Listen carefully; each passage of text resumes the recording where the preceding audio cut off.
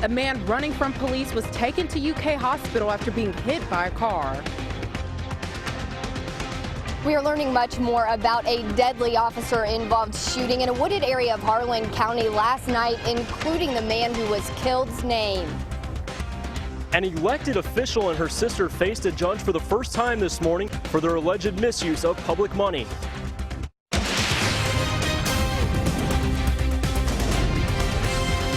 This is WKYT News at 5. A man wanted in 2 Kentucky counties is now in the hospital with serious injuries. He's been on the run from police for days. Now a wanted man is in the hospital with serious injuries. 33-year-old Billy Cottle was arrested in Powell County today, but before he was taken to jail, he ran off and was hit by a car. Cottle was wanted for crimes in Madison and Lee counties. WKYT Sabir Rayford is in Clay City with our top story at 5. Witnesses across the street at the auto shop say they heard a loud noise, and when they came outside, they saw a man laying underneath a car. They tell us the man was in handcuffs running from police. A worker at the auto shop tells us when the man stopped running, he dove headfirst into traffic. Richmond police have confirmed that man is 33-year-old Billy Cottle. Earlier this week, Cottle was caught by surveillance cameras breaking into J. Webb auto sales in Richmond. Police say he ransacked the business's office. They say Cottle was wanted in Lee County for several charges, including escape, fleeing and evading, and wanton endangerment. Teresa Fugate says she was getting her tires checked when she heard the commotion. And I heard a noise and, you know, kind of odd, and you look out and you see somebody, a young girl, run out of her vehicle, and then you can see, you're just looking like, what? And you see like kind of like a head sticking out from underneath it. Richmond police say Cottle is at UK hospital in stable condition. In Powell County, Sabir Rayford, WKYT. Fugate says after the man was hit, he was alert and talking to police. We learned today a man killed in a shooting in Harlan County was a federal inmate. 39-year-old Mark Sawoff was killed by a Lexington firefighter who was part of a task force looking for explosives. Investigators arrested Sawoff in June for planting the explosives. WKYT's Hillary Thornton has more on why police took him out of jail and back to Harlan County. We are learning much more about a deadly officer-involved shooting in a wooded area of Harlan County last night, including the man who was killed's name. The man killed 39-year-old Mark Sawoff was arrested back in June by ATF officials accused of putting explosive devices in trail cameras. 2 of those cameras were found between late March and early April, and then yesterday Sawoff, who was in custody, was transported here to the wooded area near the Woodland Hills community to help investigators find the remaining explosives. Due to the expansive area, the ATF was assisted by the Lexington Police Hazardous Device Unit and Lexington Fire's Investigation Unit. Several explosives were found and destroyed. However, during the operation, police say Sawoff tried to run and an altercation broke out, forcing Lexington Fire Captain Brad Dobrinsky to shoot Sawoff. He was pronounced dead in that wooded area. Investigators now continuing to follow leads on those remaining devices. The public to know that we know that there's more trail cameras in the woods that have explosive devices, possible tripwires, and you know, it's a very safety concern for the public here in Harlan County. Teams working hard today to clear that area so state police could get in and process the scene. In Harlan County, Hillary Thornton, WKYT. Captain Dobrinsky is on administrative duty. City leaders say all fire investigators do carry weapons. Trains are expected to be moving again tomorrow on a railroad damaged this week in a derailment. Our county-by-county coverage at 5 begins in Pendleton County. The emergency management director tells us CSX Railroad has now removed all the damaged train cars from the site of Wednesday's crash in Falmouth. Dozens of cars were damaged when a train came off the track. CSX workers are now repairing the damaged track. Those repairs are expected to be finished later tonight. A second person has died after a motorcycle crash in Morgan County. State police say 46-year-old Janet Caskey of Clearfield died from her injuries at a West Virginia hospital. The crash happened this past Saturday. State police say an SUV crossed the center line of Kentucky 7 near West Liberty and hit the motorcycle. The driver of the motorcycle, 46-year-old Thomas Tufts, died at the scene. Caskey was his passenger. An event to show appreciation for law enforcement will be held in Central Kentucky tonight. Organizers say the unity in the community aims to bring people of all backgrounds together to show unified appreciation for Woodford County first responders. Tonight's event begins at 6 at Journey Church on Hope Lane in Versailles. It is open to the public. An elected official from Eastern Kentucky now admits she stole money from her office. Elliott County Clerk Sheila Blevins pleaded guilty in Franklin Circuit Court this morning to misuse of public money after an audit found more than $15,000 missing from her office. Blevins' sister, a deputy clerk, also pleaded guilty. WKYT's Mike Byer was at the hearing and has the latest. I'm at the Franklin County Courthouse where two sisters faced a judge for the first time for their alleged misuse of public money. Elliott County Clerk Sheila Blevins and her sister Jeannie Moore, who is deputy clerk, both had guilty pleas entered for them by their attorney Michael Campbell. The Attorney General's office began investigating Blevins back in 2014 after an audit found more than $15,000 was missing from her office. Moore is also charged. Both sisters now face fines and up to 5 years in prison. We've arranged for the entry of the plea to a Class D felony with the recommendation, of course, Your Honor, of a 5-year sentence to be probated and diverted for a period of 5 years. So it's our intention to proceed in that manner. Now, the attorney representing Blevins and Moore tells me he entered a guilty plea for the sisters because they understand what they did was wrong, that they want to serve their sentence and then return to a normal life. In Frankfort, Mike Byer, WKYT. Blevins and Moore will be sentenced on October 7th at 9 a.m. It looks like our weekend is kicking off with an increasing chance of storms. Chief Meteorologist Chris Bailey joins us now with an early check of your forecast. Hi, Chris. Hi, Amber. Indeed, storm threat really going to ramp it up a notch or two as we go deeper into the weekend, and that's going to increase the potential for some local high water issues during that time. To kick off that weekend, we have thermometers that are mainly into the upper 80s across most of central and eastern Kentucky. But let's throw the humidity into the mix, and all of a sudden 96 looks like the number of the hour from Moorhead through Mount Sterling into downtown Lexington. That's the heat index. That's what it feels like out there, courtesy of the upper 80s and that high humidity. How about Jackson at 98?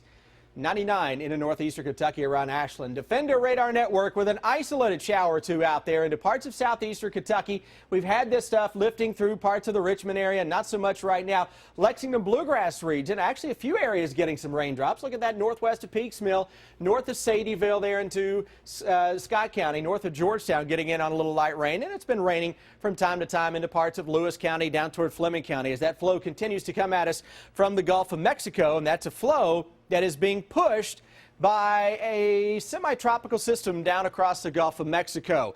Heavy rainfall is a good bet as we look ahead toward the end of the weekend into the first half of next week. A brand new computer run that shows the increasing heavy rain numbers when I come back in just 5 minutes.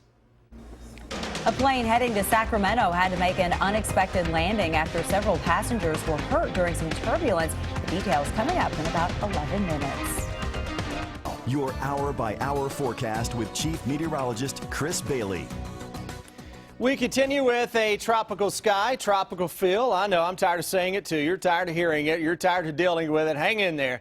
Better days may be lurking about a week and change from now. To get to that point, though, we've got to fight through some more heat, humidity, and an increasing threat for thunderstorms. Temperature's not bad. It's 88. Humidity, it's up there. It's bad. Feels like 96 degrees right now as you factor in the temperature and the humidity. Defender Radar Network, isolated shower thunderstorm coming at us from south to north, and isolated being the name of the game. A little more prominent, Big Sandy Valley, Licking River Valley, and right on top of the Mountain Parkway here from Stanton over toward Clay City. Folks in Jeffersonville, Camargo, maybe southeastern parts of Clark County will get in on some of that action as well. Into sections of Lewis, Fleming counties, a little isolated stuff. We've had a spot or two for the Lexington Metro showing up over the past little bit, but that flow is right out of the Gulf of Mexico, and that is where we have a semi-tropical system. It's over land. It's been over land the entire time. Had that bad boy been a few hundred miles farther to the south over that warm water in the Gulf, I mean, my goodness, this would likely have taken off. And look, it already looks the part of a tropical system, even though it really isn't. But you got a front that is out here to the west. It's going to try to pick up whatever you want to call this system that is down into Louisiana. over the next 4 or 5 days. So if we go from a Saturday through Tuesday or Wednesday time frame, and I'm kind of torn. Some days I want to say all the way through Tuesday, some days all the way through Wednesday. Regardless, starting late tomorrow and especially Sunday, Monday, Tuesday, the potential for the areas in red would be greater than everywhere else to pick up on at least some heavy rain and some local flash flooding. Doesn't mean everybody will get in on the act. Doesn't mean everybody won't get in on the act. We're just trying to hone in on an overall pattern for the next several days. And look at what this new computer run is doing. It is taking that corridor of heavy rains that a lot of the models have been trying to say sets up northwest of the Ohio River, and it's coming back toward the south and southeast. And this is what the caution I was just throwing out there over the past hour. Often in situations like this, computer models adjust toward the east and the southeast in time. That feedback that they deal with, they're so prone to trying to hotspot based on where they think thunderstorms are that it kind of throws the whole run off. Watch those to correct a little farther east and south in the coming days. We go through the day tomorrow. The deeper you get into the afternoon, the better the threat for some heavy rain producing thunderstorms. Then as we go into Sunday, look at this. It is game on for these waves of showers and thunderstorms to move across the area.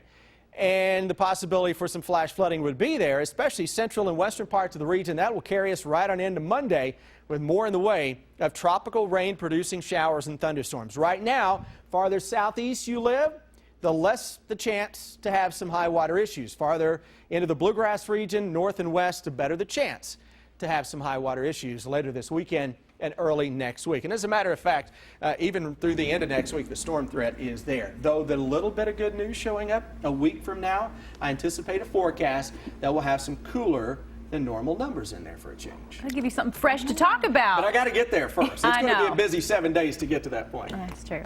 Chris, thank you. Still have a collision downtown. That's the one at Main and Jefferson, and police are trying to clear the one at Murray and Eastland. That's an injury collision that's causing some problems there. It's slow on the circle on the inner and outer loops right now, trying to get past Liberty over toward Winchester Road, bumper to bumper. Drive times to Nicholasville, still about 15 minutes. To Versailles, even through the construction, no major issues. Now back to you in the studio. Hopefully you won't have much traffic trouble if you are heading out to Lakeside Live tonight at Lexington Green. We are less than an hour away from festivities beginning. This is a live picture now from Lexington Green. Live music starts at 6 tonight. Katie Mullen and Vince Thompson will perform, as well as Shane and Catherine Mullen. And tomorrow it will be Ray's Music Exchange. Still to come, Hillary Clinton unveils tax returns and challenges Donald Trump to do the same. What the new polls are revealing about the state of the race in several key states. A pilot was seriously injured after crashing a small plane in eastern Kentucky. More coming up on WKYT News at 5:30. Keep up with the latest news on WKYT.com. Join the conversation on Twitter and become a part of the WKYT Facebook family. Hillary Clinton releases tax returns after challenging her Republican opponent to do the same. Meanwhile, Donald Trump says repeated remarks about Clinton and President Obama were not meant to be taken seriously. The two candidates are stepping up their attacks on one another as they sprint towards the November election. Greg Boswell is at the White House with more. Hillary Clinton is stepping up pressure on Donald Trump to release his tax returns by publicly releasing her own. Clinton's 2015 returns reveal a $3.6 million tax bill on $10.5 million of income. That's roughly a 34% tax rate.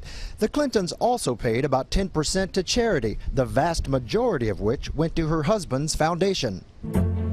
Clinton's campaign also released a video featuring Republicans pressuring Trump to follow suit. He doesn't want to do it because presumably there's something in there that is bad. Every major party candidate in the last 40 years has made their tax forms public. Trump says he can't until an IRS audit is completed. Thank you. Donald Trump is making a pair of stops in Pennsylvania Friday. I was told this whole area is Democratic. You are going to win Erie and the surrounding area. You're going to win in a landslide. Trump blamed the media for not understanding that his reference to Clinton and President Obama as the founders of ISIS was sarcasm. Obviously, I'm being sarcastic. Then win, but not that sarcastic, to be honest with you. New polls show a tight race in Florida, where Trump trails Clinton by 5 points. But Clinton has a 13-point lead in Virginia and a 9-point advantage in North Carolina. Craig Boswell, CBS News, the White House. The Clintons' total income in 2015 dropped to $10.7 million from more than $28 million in 2014. The biggest reason for the drop is because the couple did fewer speaking engagements. 24 people were hurt after a JetBlue plane experienced severe turbulence on a flight to Sacramento. The pilot had to divert the plane to South Dakota Thursday night after encountering a line of thunderstorms. 22 passengers and 2 crew members were taken to Rapid City Regional Hospital. All 24 have since been released. Some of the passengers described the scary experience. I felt like I was on the Tower of Terror. We just dropped like that without a warning, and a few people were injured. I'm an emergency room nurse, so I helped one of the doctors, and kind of minor injuries, but big deal for everybody else. It was quite frightening. Passengers were transferred onto another plane, which made it safely to Sacramento 8 hours after they were supposed to arrive. JetBlue issued a statement apologizing for the incident and offered each passenger a credit. Another financially struggling business is making cuts. Casual chain restaurant Ruby Tuesday announced Thursday it's closing 95 of its 724 locations. Ruby Tuesday has 4 restaurants left in Kentucky. The Tennessee-based company hasn't said which locations are going out of business, but the restaurants are expected to be closed by September. The company says it will try to relocate as many employees as possible to nearby locations. People in one southern Kentucky town say they are in desperate need of more officers, but the mayor says they just don't have the money. Details coming up on WKYT News at 5:30. Working out can be a chore, but a new workout may make things a little easier for those with physical ailments. And keep an eye on your mailbox if you're an AT&T customer. You may have a check coming to you. We'll have the details coming up in Better Living.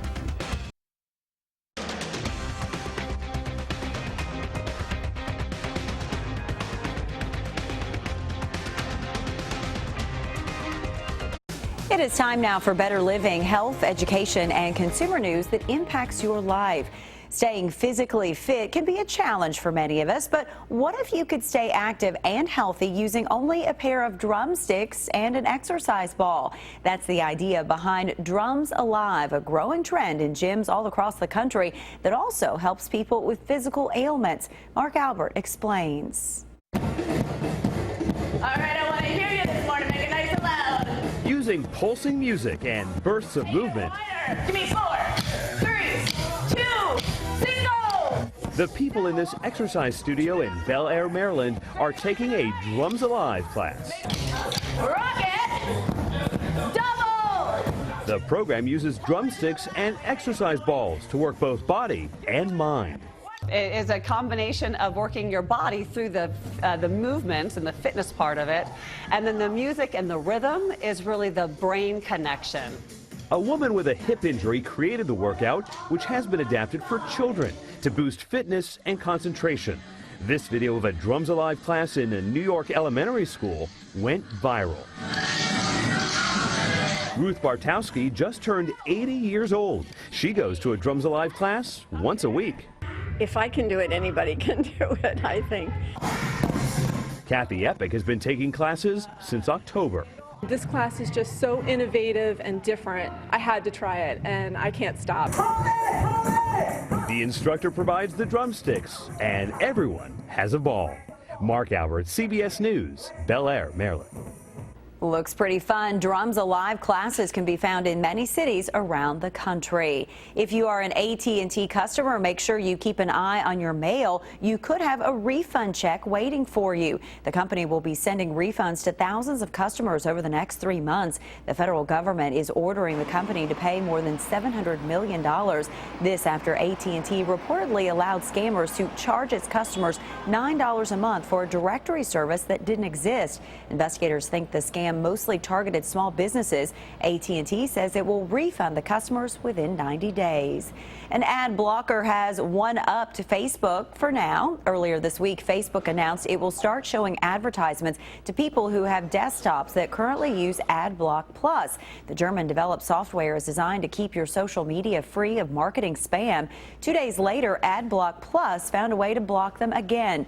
Facebook is planning to fight back, and even AdBlock's creator admits the site may develop a code to block its filter.